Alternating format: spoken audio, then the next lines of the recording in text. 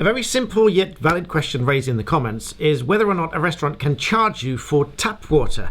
Now the answer is actually relatively straightforward, so long as the premises is a licensed premises, because all restaurants in England and Wales that serve alcohol, in other words they are licensed premises, are legally required to provide customers free tap water, and this is under the Licensing Act of 2003, Mandatory Licensing Conditions Order of 2010, which came into force in April 2010 and has been updated in 2014.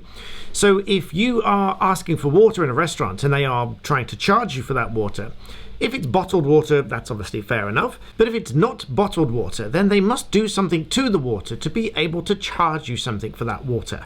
Something that has, in theory, cost the restaurant money. This might just be chilling the water. It might be adding ice to it because they've frozen the ice, even if the water is tap water, there'd be an argument there. But if you don't want the ice, they do have to give you the option for free tap water.